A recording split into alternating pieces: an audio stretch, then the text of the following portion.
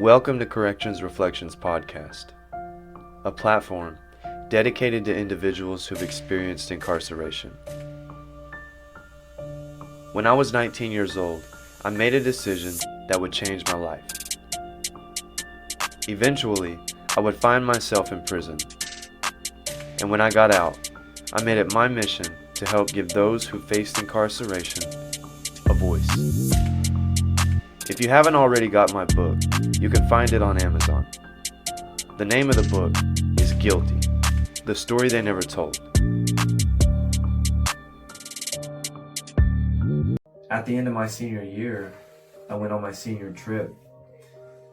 And while I was out of town, my girlfriend cheated on me with her ex-boyfriend, whose name is Joe. After I found out, we broke up. I graduated and I ended up getting my first apartment. A few months go by and my ex and I decided to start talking a little again, and we just trying to see where things are at. You have trust issues? Yeah, of course. One night she came over to my apartment and we were hanging out, having a good time. As we were standing there talking, her phone was laying on the bed face up. She got a text message from her best friend and it said, "Joe wants you to call him when you get a chance." Bro. Fucking Joe. Fucking. Hey, what are you supposed to do? You know, like. At that age, you just go crazy. I'm pretty sure. Bro. Shit, I'll be like, I'm breaking phones. All right. So immediately, once my heart dropped in my stomach, without showing any emotion, I left the room and went into the kitchen just to gather my thoughts. You know what I mean? I had to, like you said, punching holes in walls. Shit, my mind is breaking these walls down. Yeah. I'm fucking tearing shit up. While I was in the kitchen gathering my thoughts, she gathered her things and ran out the door. I tried to stop her, but Oh no. yeah, I tried, but shit, you can't stop a girl. But that makes it impossible to ever trust another woman again, doesn't it? Yeah. We love them though. We always find a way to. I don't know how, but.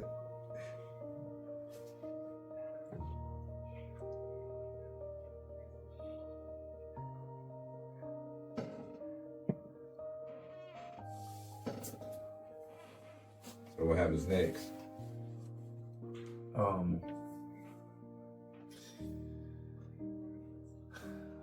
Some time goes by, a few days, a week, something like that.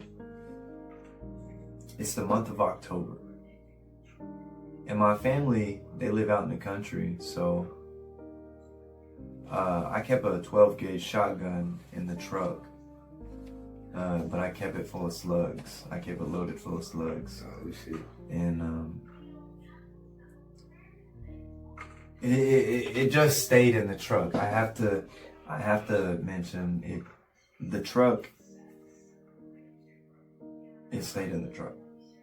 Like, that's where it lived, basically. You know what I mean? Yes, sir. And one night, as I'm in my apartment, my phone starts ringing. So I answered it. It was somebody on the other end harassing me, making threats. I asked who it was, and when I asked who it was, they hung up. They did it a couple more times, and while it was happening, I'm asking who it is, but they just keep talking shit. They just keep harassing me. Bro, honestly, I was kind of paranoid because I didn't know who it was. as I'm asking who it is, they just kept harassing me, and they said some things like, I put my hands on their sister. They said that I was abusive. They said that they were gonna fuck me up. They said they were gonna kick my door in with guns. I hung up on them. I called them back. I continued asking who it was. They continued to make threats. They read me my address and told me they were coming. And when they did that, I panicked because honestly, I didn't know who it was, and I thought they were with the business. My ex-girlfriend only had one brother, and I knew that the guy on the phone was not him. You know, it wasn't her brother. You know, I knew him pretty well, and it definitely wasn't him. Did you recognize the voice at all? No. I hung up the phone and I immediately jumped in the truck because they told me they were from Henrietta. Well, I just had an apartment in Almonte, so I was on the way. As I was headed to Henrietta, I called my brother and a few friends for some help because they lived in Henrietta. When I called my brother and explained the situation, all he said was go home. And I'm like, what? What do you mean go home? I just told you that somebody was gonna kick my door in with guns. And you said go home. What? Why would I go home? Yeah. Why would you want me to do that? Would you want me to die? Nah, Not today. yeah, he was like, go home. And I didn't. I hung up the phone, I called my friends, and they said come get us. So I hung up the phone and I was on my way. As I'm going through the town of Henrietta, these guys call my phone again, talking about guns. They triggered something in me. You know, I don't know what I was thinking, but I pulled into a parking lot and I told them where I was. I should have just kept driving to my friend's house, you know, but I didn't. Shoulda, woulda, coulda, you know? When I got there, I put a baseball bat and a gun on the tailgate, right? And depending on how they showed up was exactly what I was gonna use. I didn't know who these guys were, so honestly, I wasn't taking any chances. I didn't grow up. I didn't grow up thugging, bro. But I figure it out real quick. You hear me? Yeah. I'm with the business. Yes, sir. And so a few minutes later, one car pulls in the front parking lot. I'm assuming as a lookout. About a minute later, the other car pulled in by me. All the doors came open, all four. They all got out and started rushing me. The driver reached for his waistband. While they were rushing me, he reached for his waistband. So within an instant, I pulled the gun and put it to his head. And so then I held him hostage for a little bit. Now I'm the bad guy holding 4 people at gunpoint while they got a lookout in another car. So how did that make you feel? Having 4 people all scared of you at gunpoint. You feel power over them? Yeah, I wasn't gonna get into this, but you can also I put a little bit of that in my book. You can read that, but I wasn't gonna get into this. But if you want me to be honest, yeah, bro. I felt a lot of power, and they fucked with the right one that day. And honestly, I didn't want to. I didn't want none of that to happen. Yeah. You know, but it did. So you were them. it did. It is what it is. I wasn't prepared for the consequences for what was coming after all this transpired. So I knew that I couldn't shoot anyone. I knew that I couldn't kill anyone. There was too much happening all at once. I now had 4 people standing in front of me at gunpoint in the middle of city, in the middle of town, you know, in Henrietta, in a parking lot behind a church. Tons of neighbors, tons of witnesses, you know. They got a lookout in the front parking lot. I was gonna blow his head off. And like my thoughts were running together. And like I couldn't kill him and then kill them and then kill them and get it. You know, like it didn't sound good. Yeah, none of it sounded good. But again, just end with one. If you kill, yeah, you're gonna have to go down. Yeah, and I was going to prison. Yeah, so it didn't sound good. So honestly, I ended up letting them go. They were scared, and I said some things that I shouldn't have, and I let them know who was in charge. But I let them go, and even though I was acting in self-defense, I knew that it wouldn't look good for me if I didn't let them go. I know you regret what happened, but do you ever think about what would have happened if you didn't pull the gun? Like, what if they would have jumped you?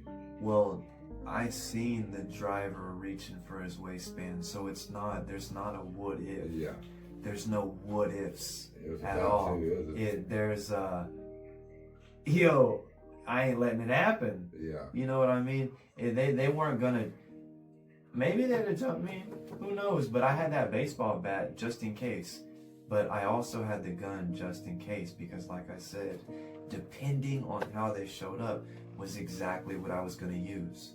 If nobody had made any sudden movements, I'd have pulled the bat and I'd have fucked every one of them up. But the driver reached for his waistband, so I pulled the gun. And that's how it went down, and it is what it is. I let him go, and then finally I went and made it to my friend's house, and as I'm telling him what happened, the cops called my phone. They call your phone? Man, I ain't even lying, bro. God, the cops called my phone. Damn. Yeah, somebody definitely pointed the finger. Yeah.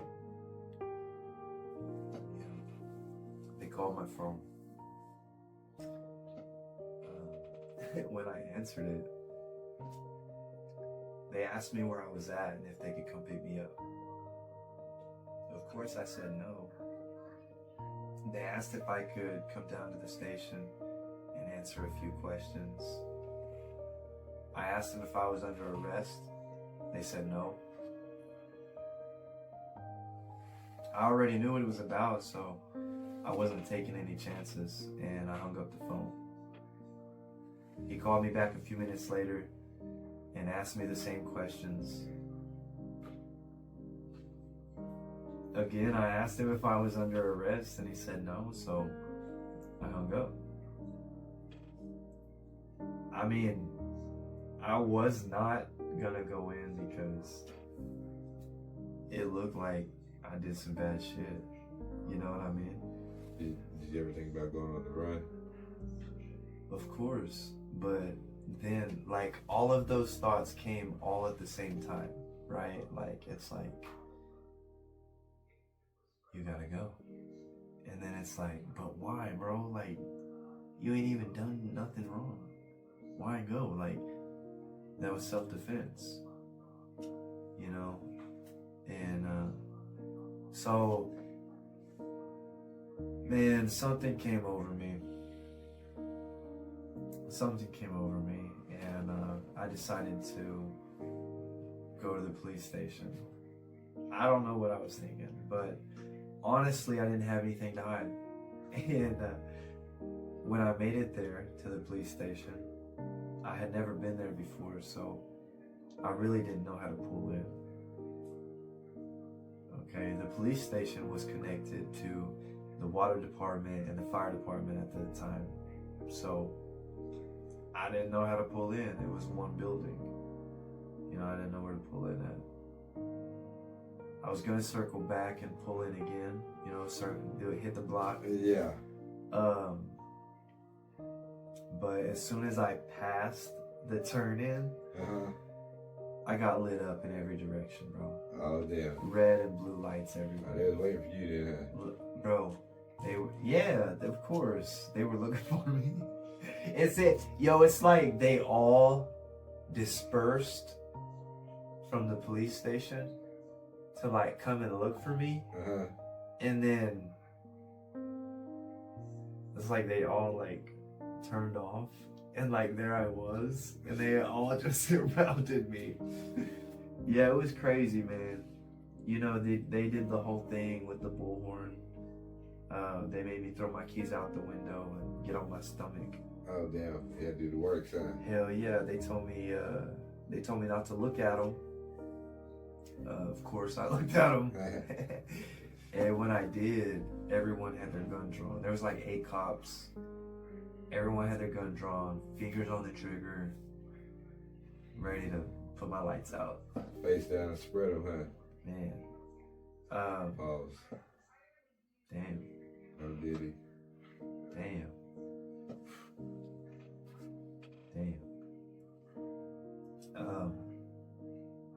They cuffed me up. They took me inside the jail and put me in an interrogation room. And they left me there for a couple hours, probably like 2 or 3 hours. In that city jail? Yeah, you know, kind of like they do in the movies too. Oh, yeah. Yeah, hell yeah. And it was cold. It was cold, man. It was cold. Yeah, and I didn't have a jacket or anything, so I was really freezing. But when they finally came in and let me tell my story finally, they didn't care. They just let me talk. Yeah, they didn't give a shit about my story. They thought I was lying from the very beginning, and they already had their story. They said that I wasn't acting in self-defense. They said that I was looking for trouble and that I was the one in the wrong. They said if I was in fear for my life, I would have never left my house. I would have stayed home. But honestly, I didn't grow up like that. I did, you know, and really, I didn't know I could blow somebody's head off if they came in my house. Oh, yeah. You know what I mean? Oh, yeah. Standing around long, huh? Yeah, I didn't grow up like that. So I just didn't know that was in the cards for me. But honestly, I wasn't gonna give someone the chance to kill me, so I wasn't waiting around either. You know what I mean? I wasn't gonna wait there. But I offered the police my phone for evidence. I told them that they could access my AT&T call logs, my records. They didn't care. They didn't care. Nah, hell no. I told them I was in fear for my life. They didn't care. Told them I was acting in self-defense. Nah, they didn't care. So that's why the system, they give us no choice but to react and act the way we do sometimes. Yeah, they didn't care. They heard their story and it was a wrap. There was no justice. So the next morning I would start my life, start my new life in the Okmulgee County Jail. Worst place in the world, y'all. I'm telling you. Hell yeah, that's where I would do. At the beginning of the end? Or is that what? Nah, that's the beginning. Yeah, that's the beginning. Because That's the beginning. there's no end if you can turn it around. That's the beginning.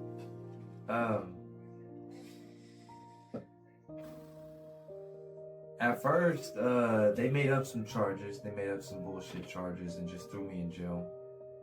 But after I went to court a couple times, they ended up charging me with feloniously pointing a firearm. Have you ever heard of that? Feloniously. You ever heard of that? Yeah. It sounds like logistically, but not physically. They charged me with feloniously pointing a firearm and reckless conduct with a firearm because I also shot it in the air. You know what I mean? It's like I thought about it. No, it's like I wanted to kill these people, but I wasn't trying to. But I was just trying to scare them. I made my point. I'll say that. I made my point. And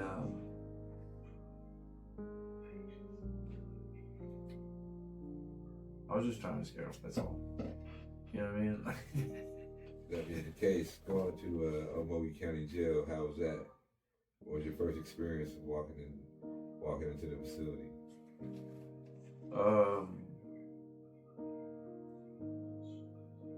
Damn, it was life-changing. Yeah, it was life-changing. But honestly, fuck, man, if I'm gonna be honest. Yeah, it's scary, huh? Man, small part of me. Damn, I can't believe I'm saying this. A small part of me feel like it should have been there. Like, I was supposed to be there. Yeah. You know what I mean? Like it was inevitable. Yeah, like my mom was into all that, those crime shows. And you know how most people are usually rooting for the cops and rooting to catch the bad guy. Uh-huh. Well, I was the kid rooting for the bad guy, rooting for him to get away. Not necessarily because I'm bad, bro. It's really not that at all. It felt like they came from our walk of life, though, didn't it? A little bit, like it was on our, like they was on our team, or did it feel like they represented us, or not even that? Maybe. Or maybe it was just the resentment for the police. You know. I don't know. Like I hate the cops that much, to where I'm rooting for the other guy. It's tough, man. It's tough to say. It's tough. It's really tough. It's probably just got a lot to do with the environment that you grow up in.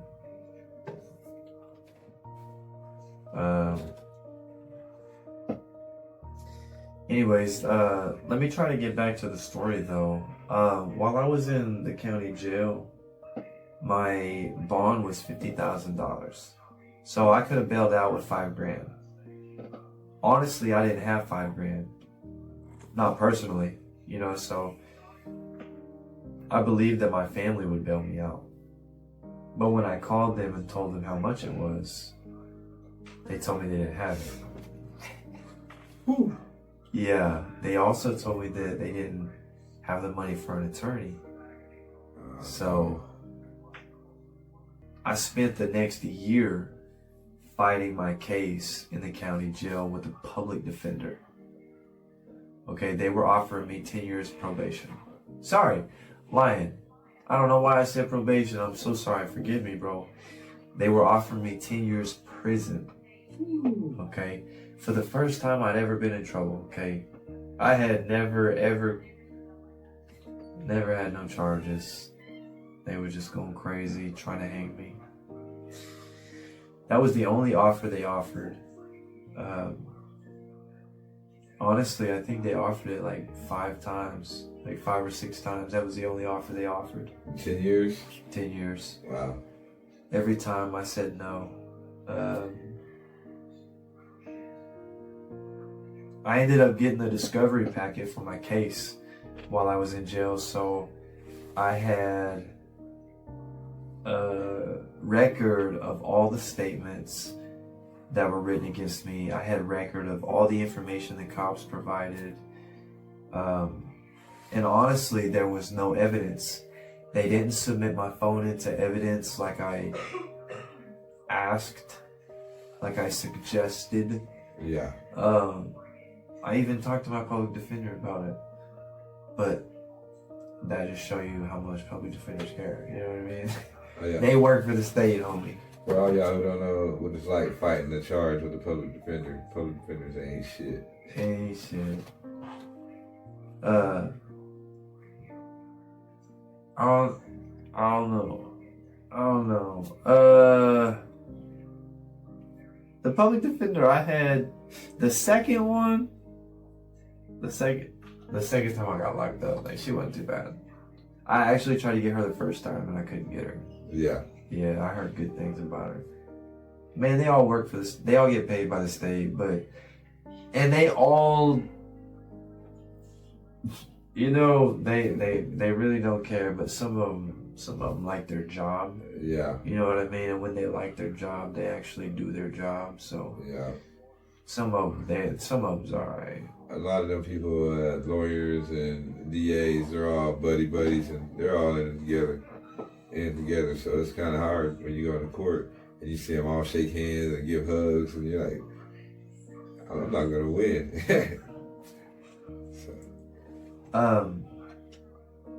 So the cops didn't add anything into evidence for me.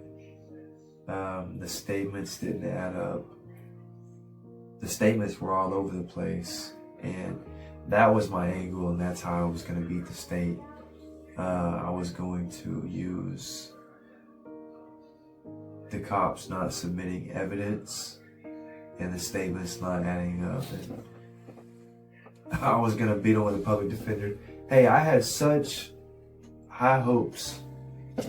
Listen, let me explain the case, okay? The case carried from 1 to 10 years.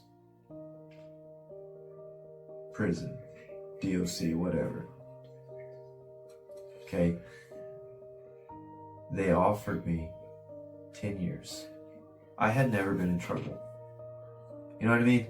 The max that they could offer me, the max that they could give me was 10 years. That was the only offer they offered. So with no attorney, you know, honestly, I wasn't really trying to feel like big-headed or anything, but I honestly thought that I could fucking beat them with a public defender. Yeah. And I honestly feel like I had no choice, because they were offering 10, and that was the max that it carried. So let's say I go to trial and I lose. They can't give me any more time. See, if they were giving me 5 years and I took it to trial and lost, they could have given me 10. Okay, but they were offering me 10, and that was the max it carried. So if I took it to trial and I lost, it's not like I'm losing. Yeah. Okay, so I was taking that bitch to trial. And damn, I was almost there, bro. I was almost there.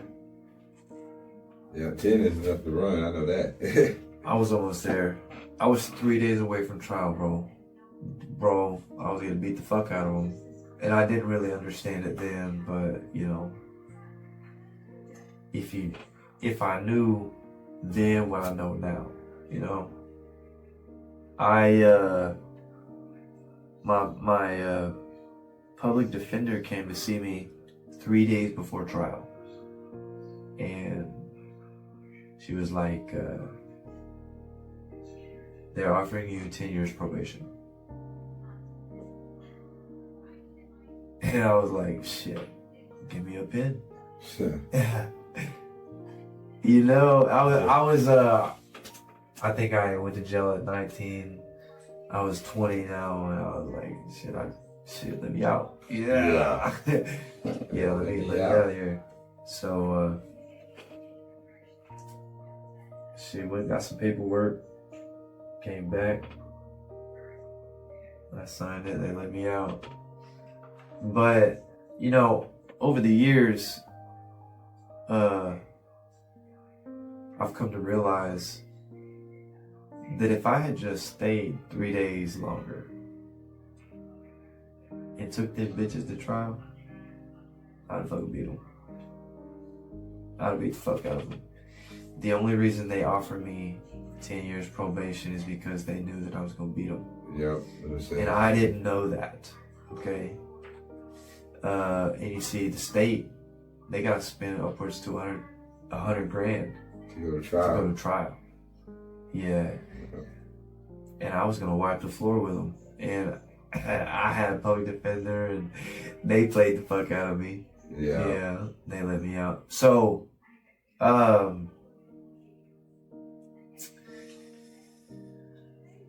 took the probation, got out that day. When I got out, I was doing pretty good. I got a job and I was living with my parents. One day while I was working at my job, so you know how tough it is to get a job when you get out. Yep. So I went to the workforce, right? And wasn't having no luck. I was there all day. I wasn't having no luck. Finally, at like the end of the day, somebody was like, "Hey, you need a job?" I was like, "Yes." They was like, "Call this number." It's like, all right. I called the number, and it was a sawmill, little sawmill. Like, I had never heard of them. Mm-hmm. Never even heard of the town. It's called Winchester, in between Beggs and Lehmkuhl. Mm-hmm. So I took the job. Shit, I never heard that either. I'm just not hearing of it. I took the job, and I went out there and worked, and it was a sawmill, and it was a pretty good gig. And the owner was also building a house. Nice house, bro. Nice house, all wood, oak, cedar. Fucking nice. Blackjack. It's fucking nice. And I got to help be a part of building some of that. I didn't build a lot of it, but I got to help with some of it. And one day, I was leaving the house, and I was walking back to the sawmill. I had some work to do over there at the sawmill. Uh-huh. And I'm walking back, and I walked over a sack of dope. Oh. Yeah. And I walked over it several times, fighting with myself, going back and forth, trying to tell myself that it wasn't dope.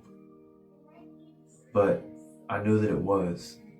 But let me tell you why I thought that maybe it wasn't. Because before jail, I wasn't raised that way. So like, I did know that people would be playing stupid tricks. Yeah. I know that drug dealers and, you know, dope heads be getting over on people and making fake dope sacks. And I know that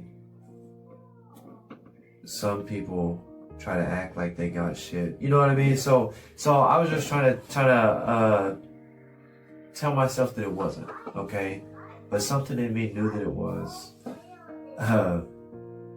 Finally, I picked it up and I took it to my truck. You know, I went and checked it out. Sure enough, it was dope. It was legit. Yeah, it was dope. And from that point on, I started selling drugs and doing drugs and living a crazy life. I lost my job because I could never wake up on time. But honestly, that's not from the drugs, okay? So I don't want anybody to think, you know what I mean? Yeah. No.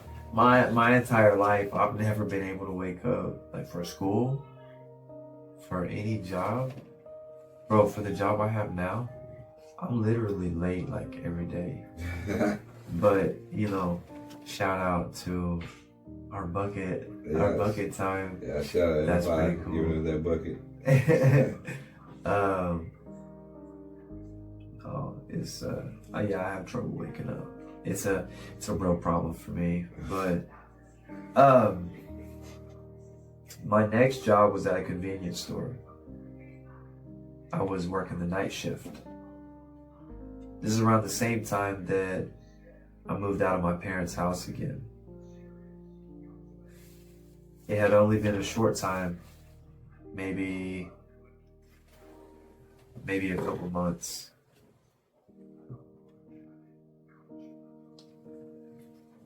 And